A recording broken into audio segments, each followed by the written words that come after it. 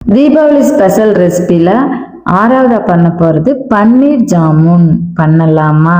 அதுக்கு ஒரு பாத்திரத்துல 1 லிட்டர் பால்ல 1 லெமன் ஜூஸ் சேர்த்தி பாலை தவிய விட்டு வடிகட்டிக்கோங்க. பச்சை தண்ணி ஊத்தி 2-3 வாட்டி அலசி இந்த மாதிரி முடிச்சு போட்டு வெயிட் வச்சு அரை மணி நேரம் ரெஸ்ட் விட்டுருங்க. பன்னீரை ரொம்பவுமே ட்ரை பண்ண வேண்டாம், ஈர பசியோடவே எடுத்துக்கலாம். ஒரு பிளேட்டுக்கு மாத்தி கையால நல்லா உதிர்த்தி விட்டு இதுலயே 1 டீஸ்பூன் கார்ன்ஃபிளவர் மாவு 2-3 செட்டு ரோஸ் எசன்ஸ் சேர்த்தி பன்னீரை பிசைஞ்சு எடுத்துக்கோங்க.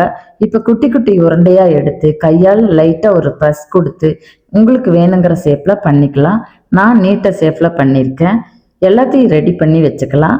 1.5 கப் சர்க்கரைக்கு 1.5 கப் தண்ணி சேர்த்தி சர்க்கரை நல்லா கரைஞ்சு தளபுலன்னு கொதிச்சு வரும்போது ரெடி பண்ண பன்னீரையும் இதுலயே சேர்த்தி 10 நிமிஷம் மூடி போட்டு வச்சிருங்க.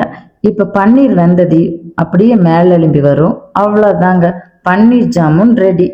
பன்னீர் ஜாமுன் பார்க்கறக்கே எவ்வளவு அழகா இருக்கு இல்லைங்களா? சாப்பிட்றதுக்கும் அம்பூட்டு ருசியா இருந்தது. இந்த தீபாவளிக்கு நீங்களும் ட்ரை பண்ணி பாருங்க.